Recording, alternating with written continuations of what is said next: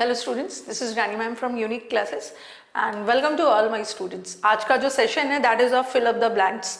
ठीक है, fill up the blanks भी गेम है वर्ड पावर का। ठीक है, वर्ड पावर आपने काफ़ी सारा सीखा है, काफ़ी सारा हम लोगों ने वर्ड पावर प्रैक्टिस किया है। और वर्ड पावर जो है आपका सिनोनिम्स और एंटोनिम्स में तो हेल्प करता है, क्लोज टेस्ट में भी हेल्प करता है and it helps in fill in the blanks as well. ठीक है, फिल इन द ब्लैंक्स में भी हेल्प करता है। तो अब चलो देखते हैं, जितना हमने पढ़ा अब उन चीज़ों को एग्जीक्यूट करते हैं। ठीक है, चलिए सेंटेंस आइए। It was his dash that led to penury. ठीक है, क्योंकि फिल ऑफ द ब्लैंक्स में अगर वर्ड पावर आपका क्लियर है तो आप आराम से अटेम्प्ट कर सकते हो। It was his dash that led him to penury. ये आपको जानना जरूरी है। पेन्यूरी का मतलब क्या होता है? पेन्यूरी इज गरीबी। ठीक है, गरीबी के लिए यूज करते हैं पेन्यूरी, जिसको हम बोलते हैं इम्पॉवरिशमेंट। इम्पॉवरिशमेंट का मतलब भी है गरीबी। ठीक है, डेस्टिट्यूशन, डेस्टिट्यूट है, गरीब है। डेस्टिट्यूशन भी बोल सकते हो, इंसॉल्वेंसी, डेस्टिट्यूशन, गरीबी के सेंस में। पेन्यूरी भी गरीबी के सेंस में। तो ऐसा क्या हुआ होगा जिस वजह से उसकी गरीबी आई होगी? सब वर्ड का मीनिंग पता होना चाहिए। एरोगेंस, एरोगेंस का मतलब होता है घमंडी। ठीक है, एरोगेंस तो घमंडी के सेंस में चला जाता है, बट घमंड की वजह से किसी की गरीबी नहीं आएगी ना। एब्यूलियंस, एब्यूलियंस वर्ड मैंने आपको पढ़ा दिया। Bull, red bull, red bull पीने के बाद आपको एनर्जी आ जाती, तो एब्यूलियंस दिखाना मतलब। ठीक है, एंथुजियाज्म दिखाना, एनर्जेटिक होना, उत्साहित होना, एंथुजियाज्म। और किसी के एंथुजियाज्म की वजह से भी गरीबी नहीं आएगी। फ्लैम्बॉयंस, फ्लैम्बॉयंस का मतलब भी होता है फ्लैम्बॉयंट करना, डिस्प्ले करना, शो करना। एक्स्ट्रावेगेंस, ये एक वर्ड है। एक्स्ट्रावेगेंस का मतलब होता है खर्चीला। ठीक है, बहुत ज्यादा खर्च करना, पैसे बहुत ज्यादा खर्च करना। एक्स्ट्रावेगेंट का मतलब होता है स्पेंड थ्रिफ्ट। जो लोग बहुत ज्यादा पैसे खर्च करते हैं, जो वेस्टफुल होते हैं, वेस्टफुल होते हैं, खर्चीले लोग को बोलते हैं। ठीक है, खर्चीले लोग को हम बोलते हैं। ओके, प्रोडिगल, प्रोडिगल लोग। तो इट वॉज हिज डैश, उसकी गरीबी किस वजह से आई? उसके उत्साह की वजह से या उसके घमंड की वजह से नहीं। उसके गरीबी उसके एक्स्ट्रावेगेंट बिहेवियर, खर्चीले वाला behaviour. Next, unhappy about the treatment meted out of her, Shanti dash demanded justice. Unhappy थी जिस तरह से उसको ट्रीटमेंट दिया गया, उस कारण शांति वॉज अनहैप्पी, खुश नहीं थी। एंड उसने जस्टिस के लिए गुहार लगाई, जस्टिस के लिए डिमांड किया। अब सारे वर्ड्स देखो आप, ऐसा नहीं है कि मैंने एक वर्ड भी ऐसा नहीं है जो नहीं करवाया। जम्शियस आपको करवाया है। जम्शियस का मतलब होता है ना something which is very rich. Sumptuous dinner, something which is very rich in quality या प्रचुर मात्रा में, अबंडेंटली के सेंस में। वोराशियस, वोर खाने पीने से रिलेटेड है। वोराशियस मतलब ग्रीडी। और स्पैस्मोडिकली, स्पैस्मोडिज्म एक मस्क्यूलर डिसऑर्डर है। ओके, आपके मसल का एक बीमारी है, डिसऑर्डर है। और वोसिफरस, वोसिफरस का मतलब भी है एकदम चिल्ला चिल्ला कर, क्लैमरस, शोर, मतलब एकदम चिल्लाकर उसने डिमांड किया, शोर शराबे में बहुत यस गुहार लगाई। तो उसको ट्रीटमेंट नहीं हुआ, तो नहीं मिला प्रॉपर। ओके, उसके साथ प्रॉपर तरीके से ट्रीटमेंट नहीं किया गया, तो शांति ने एकदम चिल्लाकर, ब्लेटेंटली, एकदम चिल्लाकर, लाउडली, वोसिफरसली मतलब लाउडली जस्टिस की डिमांड लगाई, ताकि सब लोग समझ सके, सुन सके। ठीक है, तो आंसर इज वोसिफरस। ग्रीडिली उसने जस्टिस, न्याय के लिए ग्रीडिली डिमांड नहीं किया, जम्शियस के सेंस में भी डिमांड नहीं किया। Next, we are happy to dash the receipt of your order number 4071 dated इतना 13/3/1996. we are happy to respond। और देखो, we are happy to dash the receipt. Receipt के लिए आप रिस्पॉन्ड नहीं करोगे। रिसीट तो जानते हैं ना, कोई भी चीज आपको पर्चा, कुछ चीज खरीदते हो तो आप उसका कोई रिसीट मिलता है। ठीक है, रिसीट मिलता है, पर्चा मिलता है, जिसमें आपका ऑर्डर नंबर दिया रहता है कि आपका ऑर्डर नंबर इतने डेट को इशू किया गया था। ओके, तो सेंटेंस देखिए, we are happy to admit. Admit तो बिल्कुल नहीं होगा। एडमिट का मतलब क्या होता है? एडमिट का दो मतलब होता है। ठीक है, एक तो एडमिट करना, इस किसी को अलाउ करना, और एक एडमिट करना, अपनी गलती को कन्फेस करना। तो कोई भी आपको रिसीट वगैरह मिलता है ना, कोई भी ऑर्डर, जैसे आप देखो अभी तो आप फॉर्म्स ऑनलाइन भरते हो, जब ऑफलाइन फॉर्म्स भरते थे ना तो आपका एक एक्नॉलेजमेंट लेटर आता था। उस एक्नॉलेजमेंट लेटर से आपको क्लियर हो जाता था ठीक है, आप इंश्योर हो जाते थे कि आपका फॉर्म एक्सेप्ट हो गया है। तो एक्नॉलेजमेंट का मतलब क्या होता है कि वो चीज़ की प्राप्ति हो गई है, ओके, क्लियर हो गया कि आपका वो चीज़ सामने वाले को मिल गया है, रिसीव हो गया है। तो जनरली हम ऑर्डर्स वगैरह को, आपके दिमाग में हाँ ये तो होगा नहीं, एडमिट तो होगा नहीं, we are happy to admit, admit नहीं होगा, अलाउ, रिसीट जो पर्चा है उसको हम एडमिट नहीं करते, उसको रिस्पॉन्ड भी नहीं करते। रिस्पॉन्ड का मतलब अपना रिएक्शन, अपनी प्रतिक्रिया देना, ये भी नहीं होगा। आपका कंफ्यूजन जा सकता था एक्सेप्ट, एक्सेप्ट और एक्नॉलेजमेंट में।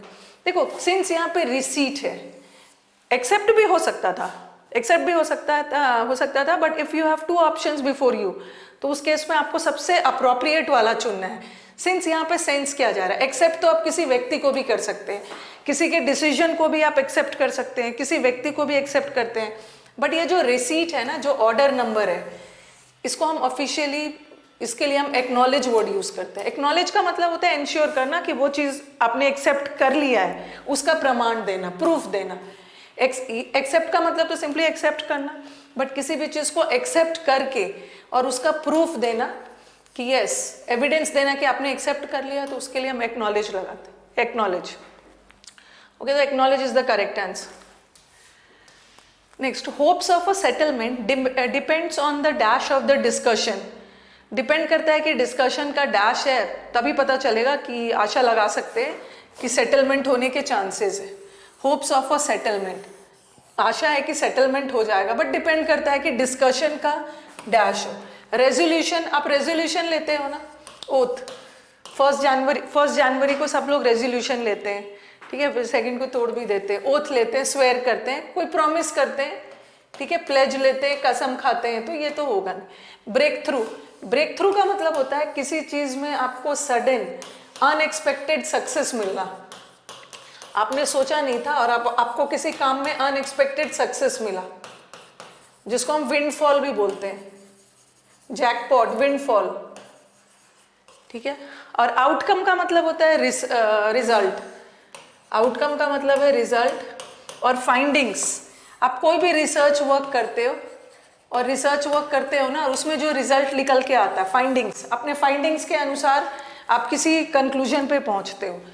तो डिस्कशन का फाइंडिंग्स नहीं होता है, किसी डेटा के आधार पे, किसी फैक्ट्स के आधार पे किसी चीज़ का निष्कर्ष निकालते हो, किसी फैक्ट्स के आधार पे किसी चीज़ का रिजल्ट निकालते हो, तो हम उसको फाइंडिंग्स बोलते हैं। फाइंडिंग्स जनरली रिसर्च में होता है, बट यहाँ क्या है, यहाँ दिया हुआ है कि डिस्कशन, डिस्कशन का आउटकम क्या निकल रहा है, डिस्कशन का फाइंडिंग्स नहीं होता है, क्योंकि डिस्कशंस में कोई डेटा वगैरह नहीं है यहाँ।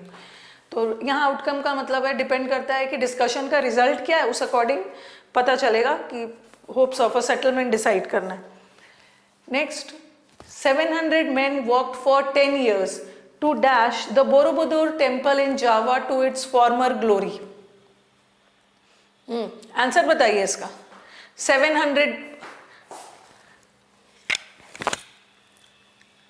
700 men worked for 10 years. 700 men ने 10 साल काम किया इस टेम्पल को, फॉर्मर ग्लोरी मतलब पहले की तरह, ओके, पहले की तरह इसको करने के लिए 700 लोगों ने 10 साल वर्क किया कि इस टेम्पल को पहले की तरह कर दिया जाए, जिसका जो इसका ग्लोरी पहले था। अब देखो, टू क्रिएट नहीं करोगे, क्रिएट का मतलब होता है ना कोई भी चीज पहली बार क्रिएट कर रहे हो, बट यहाँ तो टेम्पल पहले से था, कैसे पता चल रहा है, फॉर्मर का मतलब है पूर्व, पहले की तरह इसको करने के लिए लोगों ने फिर से इस टेम्पल के लिए काम किया, वर्कर्स ने, ठीक है। तो क्रिएट तो कोई भी चीज की पहली बार। टू गिव भी नहीं होगा, ओके, गिव भी नहीं होगा। रिवाइव का मतलब भी पुनः, और रेस्टोर का मतलब भी है पुनः, बट दोनों में डिफरेंस क्या है। रिवाइवल हम जनरली किसी प्रथा, जैसे कोई कस्टम्स है, कोई कस्टम है, कोई ट्रेडिशन है, कोई लर्निंग है, लर्निंग की, ज्ञान की पुनः रिवाइवल होती है, किसी प्रथा की पुनः रिवाइवल होती है। रिवाइवल मतलब किसी चीज में जान डाल देना, to give life to something, ठीक है, वो चीज है, बस उसमें जान डाल दे रहे हैं, रिवाइव कर दे रहे हैं, मतलब कोई प्रथा जो अब प्रचलन में नहीं है, the customs which are not in use, उसमें जान डाल देना, to give life to a custom. But किसी बिल्डिंग को, किसी बिल्डिंग को, जनरली हमारा रेस्टोरेशन किसके लिए होता है, बिल्डिंग्स वगैरह है ना, पुनः निर्माण करना, बिल्डिंग्स वगैरह को हम पहले की तरह रेस्टोर कर देते हैं, ठीक है, कुछ कंस्ट्रक्शन वर्क करके इसको पहले की तरह बना देना, तो रेस्टोर होगा, रेस्टोर। और रेस्टोर के साथ टू आता है, to restore the temple to its former glory, ठीक है। रिवाइव का मतलब है बस किसी चीज में जान डाल देना, उसको इफेक्टिव बना देना, बट ये बिल्डिंग को फिर से रेस्टोर किया गया, पुनः निर्माण करके ठीक किया गया। ओके, नेक्स्ट वाला, you will have you have all come well prepared, I dash you to pass this exam। Answer बताइए। You have all come well prepared, आप लोग सब प्रिपेयर्ड होके आए हैं। I dash you, हमें तो यहाँ वर्ब चाहिए ना, क्योंकि हमारा सब्जेक्ट है और सब्जेक्ट के लिए तो एक वर्ब चाहिए।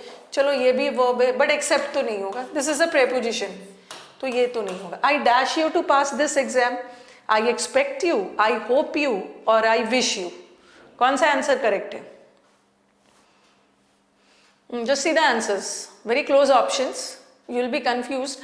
पर देखो विश वर्ड अपने साथ डायरेक्टली इन्फिनेटिव लेता है, ये इन्फिनेटिव आपको हेल्प करेगा डिसाइड करने में, because the options are very close. Okay, आपको ऑप्शंस आर वेरी क्लोज और मे बी आप कंफ्यूज हो जाओ कि क्या यूज किया जाए।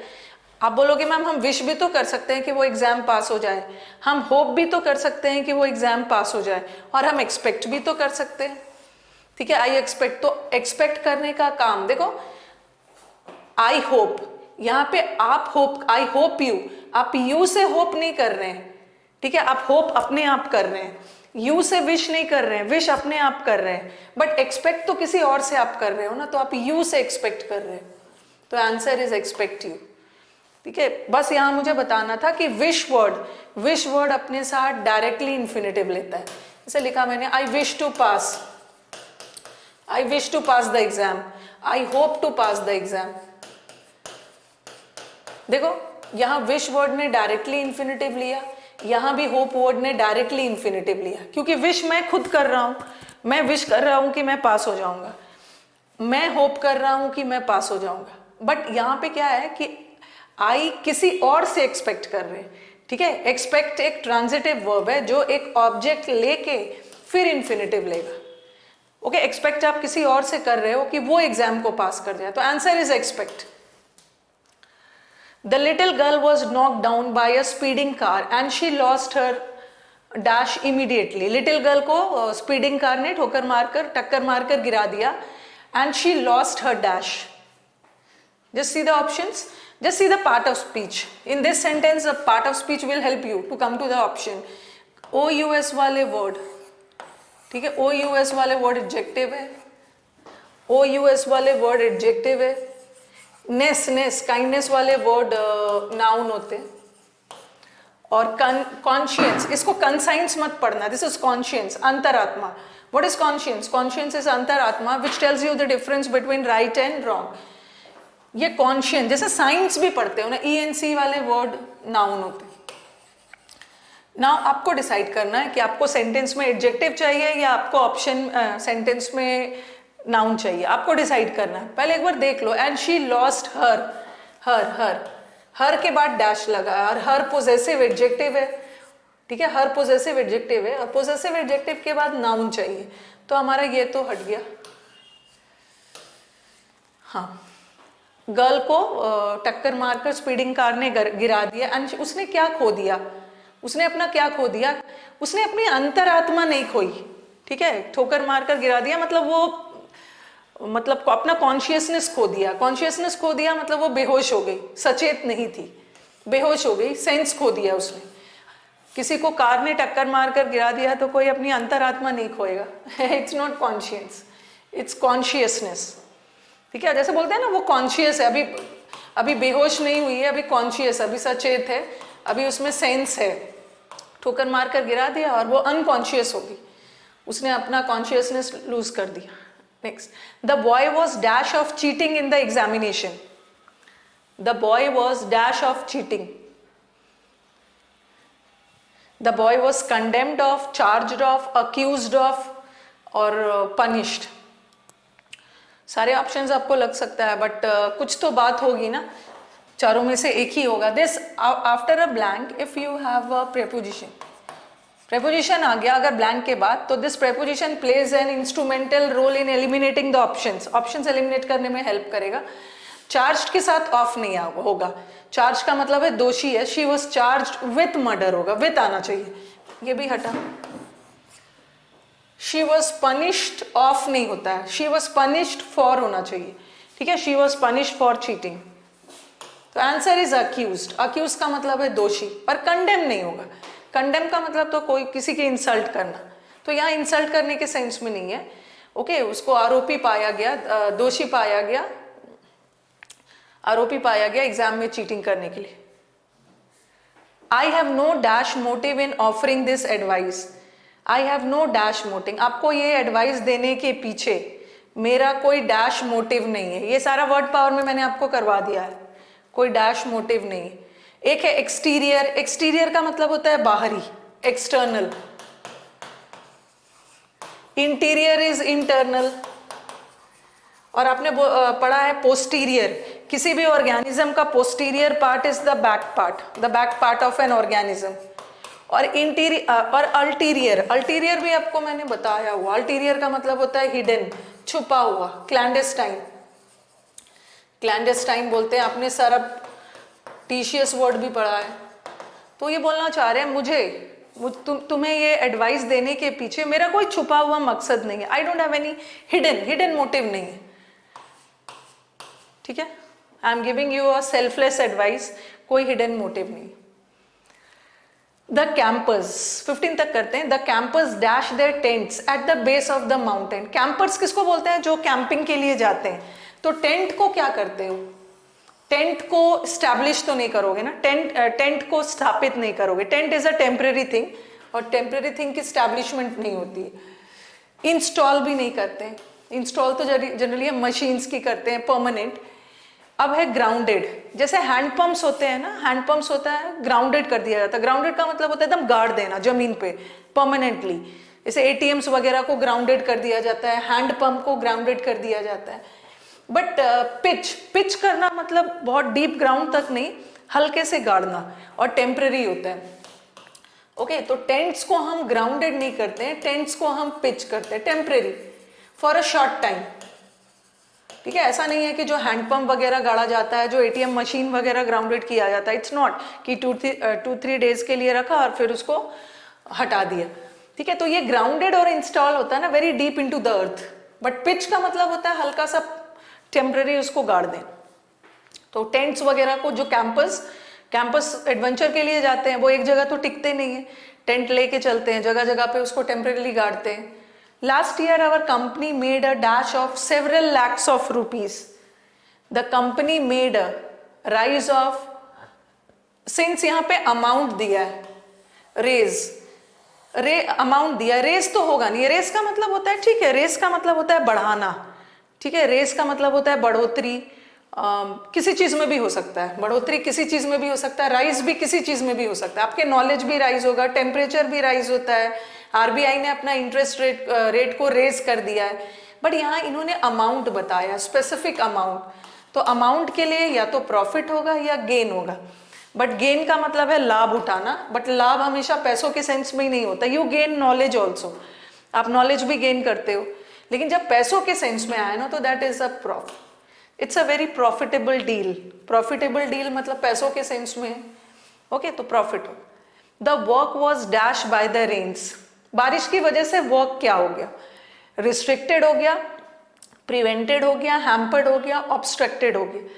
प्रिवेंटेड तो नहीं होगा, प्रिवेंटेड का मतलब है किसी चीज को होने नहीं देना, पहले ही रोक देना, बचा लेना, तो ये तो नहीं होगा। प्रिवेंशन, वर्क को प्रिवेंट नहीं किया गया, वर्क बारिश की वजह से बाधित हो गया, प्रिवेंट तो किसी चीज को पहले ही बचा लेना, ठीक है।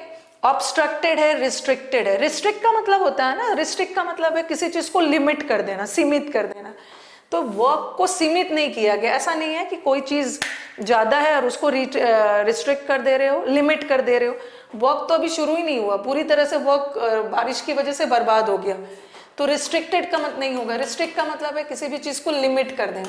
अब ऐसा वर्क जो है कोई क्वांटिटी नहीं है जिसको आपने सीमित कर दिया, या कोई मूवमेंट नहीं हो रहा है जिसका मूवमेंट आपने रिस्ट्रिक्ट कर दिया, ये भी नहीं होगा। अब है हैम्पर्ड और obstructed.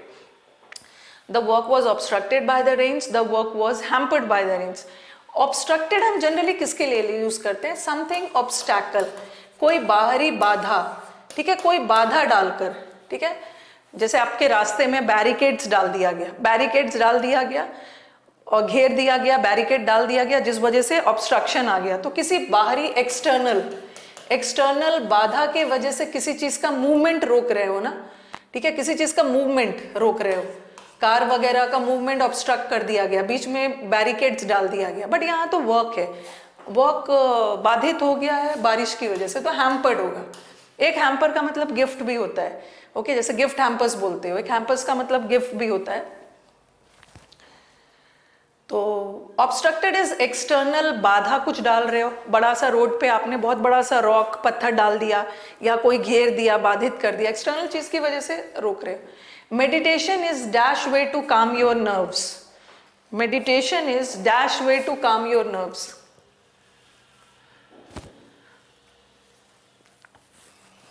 Meditation is a best तो नहीं होगा, क्योंकि बेस्ट सुपरलेटिव डिग्री है, इसके साथ द आता है, ठीक है, एंड बेस्ट तो होगा नहीं। वन ऑफ द बेस्ट भी हो सकता था, बट अगर यहाँ पे एस लगा होता, क्योंकि वन ऑफ के साथ नाउन प्लूरल आता है ना, तो one of the best veg होता ना, यहाँ पे वेज होता तो मैं बेस्ट लगाती थी, द बेस्ट। ओके, तो चलो यहीं पे रोकती हूँ, ओके, मैं यहीं पे अब एंड करती हूँ। अगर आपको सेशंस अच्छे लग रहे हैं तो do like share and subscribe the channel को सब्सक्राइब जरूर कर लेना। जो स्टूडेंट्स सेशन को पहली बार देख रहे हैं, चैनल को सब्सक्राइब कर लेना है। अगर सेशंस अच्छे लग रहे हैं दोस्तों के बीच में शेयर करिए, ठीक है। चलो मिलते हैं नेक्स्ट सेशन में। Thank you everyone.